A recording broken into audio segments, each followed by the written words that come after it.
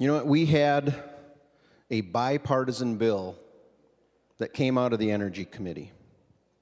One that I believe would likely have received right around 50 votes here in this chamber. But I can't help but hearken back to a year ago when we had a permitting reform bill moving through the process. One that wasn't receiving much support from far-left environmentalists. But rather than working in a bipartisan way and relying on the fact that Republicans could support permitting reform if we could expand it into other areas that are begging for it,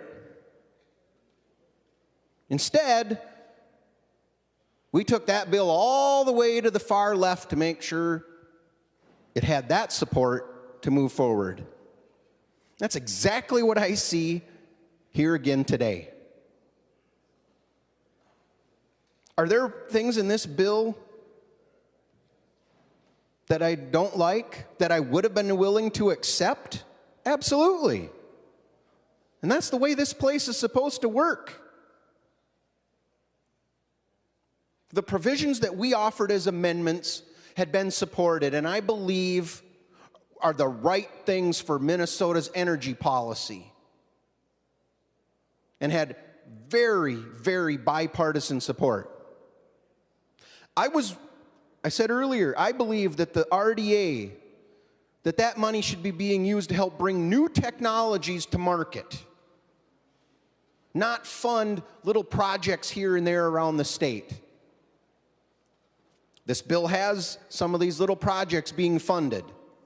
I was willing to accept that for the policy provisions that we were offering. We are facing a $6 billion deficit out in the future after having seen a nearly 40% increase to state agencies.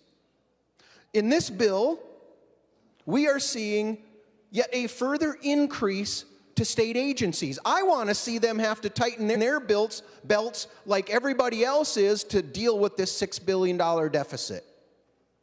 But I was willing to accept this increase for the policy provisions that were in the bill. That's compromise. That's how we're supposed to work. That's not what's happening. You know what else isn't in the bill?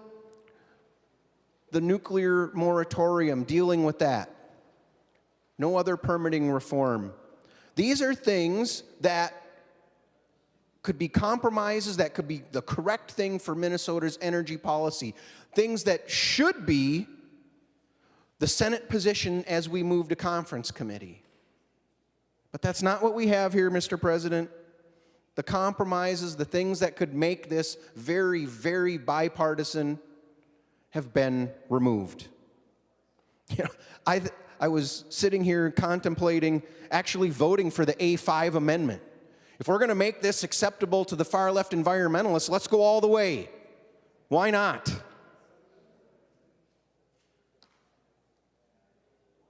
Without the provisions that were in this bill coming out of committee, Mr. President, this isn't the right bill for Minnesota.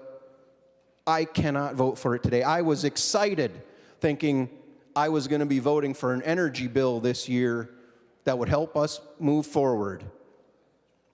And unfortunately, I cannot.